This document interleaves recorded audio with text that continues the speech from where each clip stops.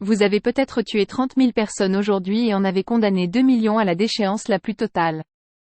Alors que nous discutons des personnes dépourvues d'eau, nous devons nous demander ce que l'armée française est en train de dire au président de la République Emmanuel Macron concernant les massacres commis par l'armée d'occupation israélienne à Gaza.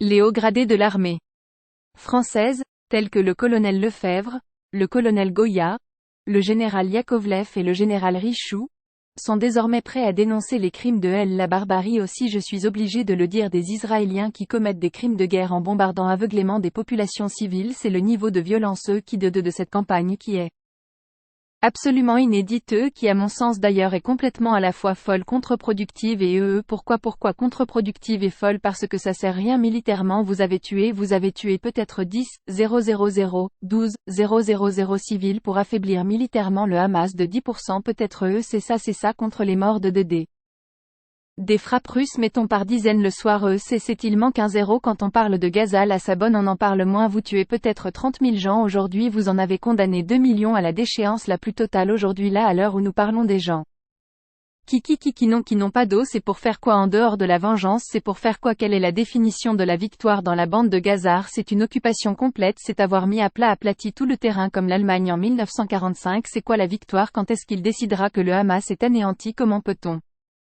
d'ailleurs anéantir une idée? Comment peut-on éviter que de demain les fils de ceux qui sont morts aujourd'hui ne se relèvent pas et ne reprennent pas une Kalachnikov? Je veux dire, ils vont affaiblir le Hamas durablement, peut-être, sans doute, mais certainement pas l'anéantir, mais présenter ce qui est littéralement un massacre quand même, parce qu'il y a des civils qui sont massacrés aujourd'hui sous les bombes, le présenter comme quelque chose de moral. J'avoue, j'ai de la peine avec ces mots. Je vous fais découvrir un témoignage d'une mère de famille de Gaza qui dit quoi? Regardez ce qu'elle dit, cette femme, et c'est une triste réalité aussi. Assez de souffrir, arrêtons de faire souffrir ses enfants. Je vous le dis, Netanyahou, chaque enfant grandira avec le désir de se venger de son père, de sa mère ou de son oncle.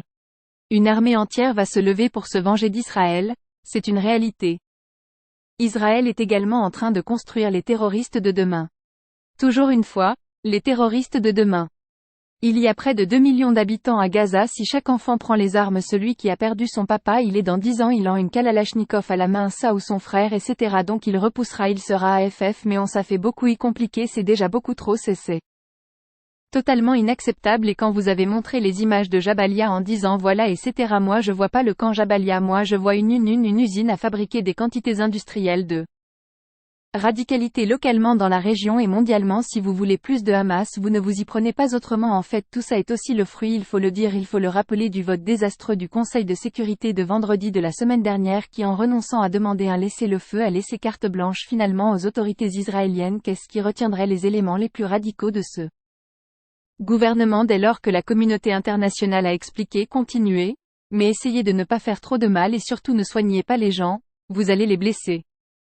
Je me souviens d'une situation où votre voisin fait du bruit et casse tout, vous prenez votre manche de balai et vous tapez sur le mur pour dire écoutez, faites moins de bruit et faites ça plus discrètement parce que ça m'empêche de dormir. Partagez vos commentaires en attendant.